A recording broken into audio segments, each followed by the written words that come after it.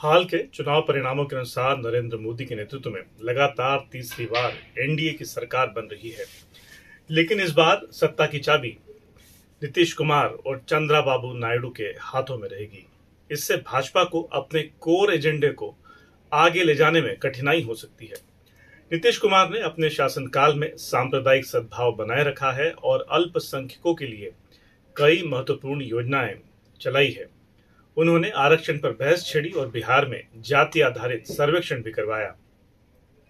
नीतीश कुमार की मांग रही है कि जातियों की सही जनसंख्या का पता लगाने के लिए जातिगत जनगणना होनी चाहिए।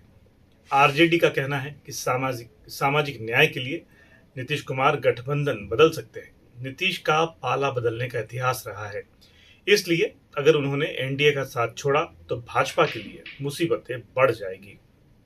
वहीं चंद्राबाबू नायडू की टीडीपी पहले भी एनडीए का हिस्सा रही थी, लेकिन 2018 में टीडीपी ने भाजपा से किनारा कर लिया था।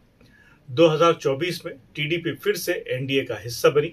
आंध्र प्रदेश में भारतीय जनता पार्टी कमजोर है और नायडू की गिरफ्तारी के बाद से उन्हें केंद्रीय एजेंसियों का डर था, इसलिए भाजपा के साथ जाने का फैसला किया।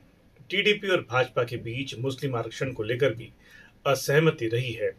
नायडू ने मुस्लिमों के लिए 4% आरक्षण का समर्थन किया है। नीतीश और नायडू भाजपा के एजेंडा पर अड़ंगा लगा सकते हैं। कौन कौन से एजेंडा है? देखिए, पहला है one nation one election.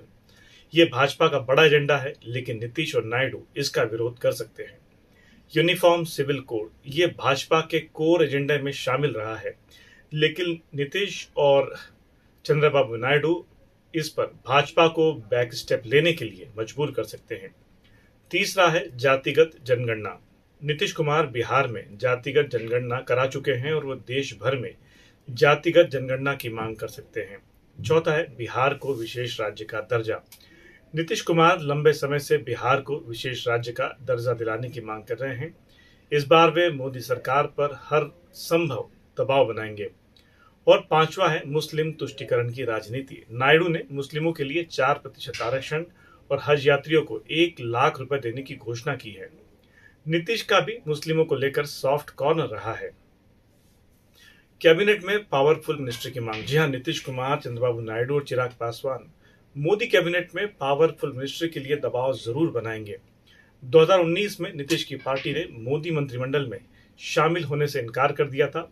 Chirag Paswan भी पावरफुल मिनिस्टर की मांग करेंगे, क्योंकि अभी तक उन्हें मंत्री नहीं बनाया गया है। इन सभी मुद्दों पर नीतीश कुमार और चंद्रबाबू नायडू भारतीय जनता पार्टी पर दबाव बनाएंगे, जिससे भाजपा को अपने कोर एजेंडे को आगे ले जाने में कठिनाई होगी। इसके अलावा शिवसेना, जो शिंदे गुट की शिवसेना है वो, इसके अलावा चिराग पासवान लगातार दबाव बनाते रहेंगे।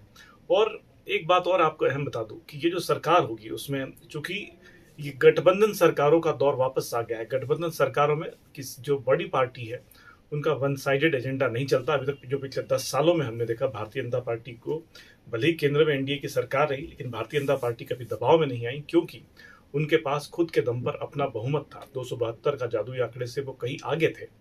लेकिन अब चूंकि स्थितियां विपरीत है और भारतीय जनता पार्टी के पास बहुमत के आंकड़े से वो काफी दूर है, तो कहीं ना कहीं पर उनकी जो डिपेंडेंसी है, निर्भरता है, वो सहयोगियों पर रहेगी।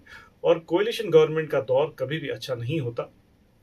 हालांकि नरेंद्र मोदी प्रधानमंत्री है, तो आज उसका असर शेयर बाजार पर भी दिखाई देगा। ऐसा माना जा रहा है कि नरेंद्र मोदी वापस प्रधानमंत्री होंगे। ये देखना दिलचस्प होगा कि राजनीति में आने वाले वक्त में क्या होता है। अगले 3 दिन बेहद महत्वपूर्ण होने वाले हैं भारतीय राजनीति के लिहाज से।